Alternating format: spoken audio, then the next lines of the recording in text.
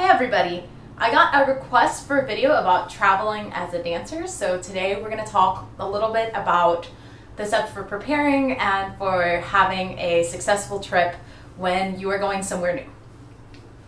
So the first part I want to talk about is research.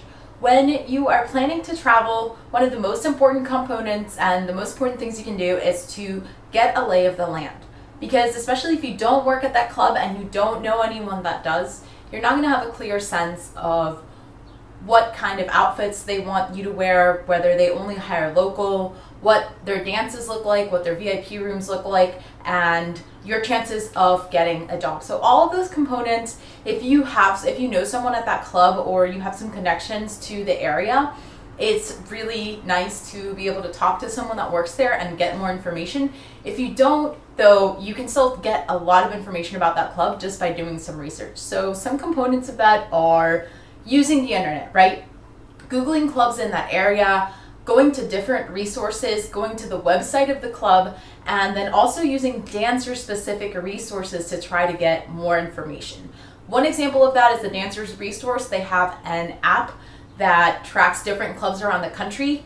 Just a note, they are still building in some areas of the country and they don't have a ton of information on certain clubs. Some areas they have a lot of information on though. So just check it out and see if they have your club. If they don't have as much information as you want, or if you're looking for more, Stripper Web is another dancer resource. It's a forum where people share information back and forth, so you can start a thread or you can try to see if someone's already discussed that club.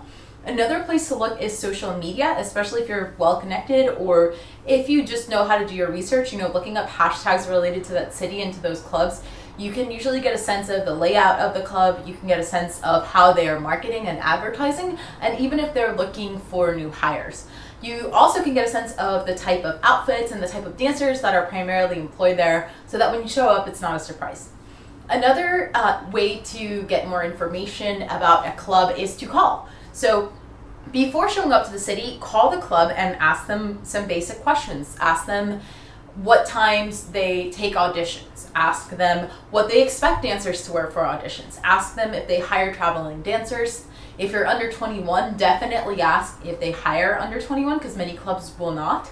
And also, really important, ask if you need a license or a permit to work at that club, because certain areas of the country, for example in Atlanta, and Vegas is another example, you need a license to work. And in some small towns, because this is ruled a lot by city ordinances, you may have a club that's 30 minutes away from another, but because of the county that it's zoned in, you might have to go through a licensing process or stop by a police station, and that can take time. It can be expensive. Some of those licenses run up to $400 to be able to work at one club for the year. So if you don't know about that and you show up to a new city, that could be a problem. Another thing to ask about that's really important is ask about scheduling.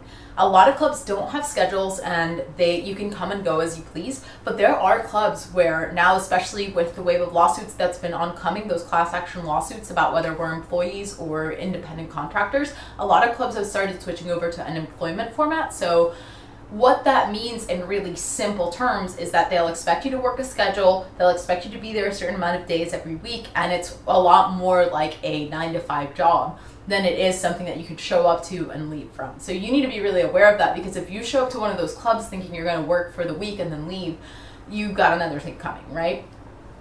Once you've done some research about a club, I always think that it's really useful to have a plan B and C and D.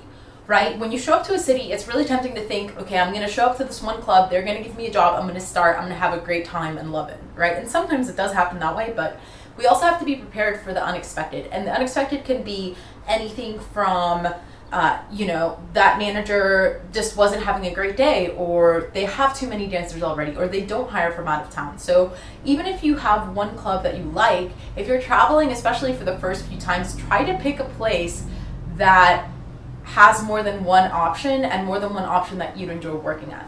Often when we travel for work, we forget about all these little costs, things like the airfare, the Uber to and from the job location, eating out because you might not have a kitchen where you're staying, or little things that you forgot at home that you then have to pick up at the store, and all of that can add up. So trying to set yourself up for success has to involve having other options if that one club you want to work at is not hiring. Obviously, if it's just a leisure trip or you just wanted to check out that club, that's a different thing. But if you're looking to go home in the black and not in the red, then you should be careful about having enough options.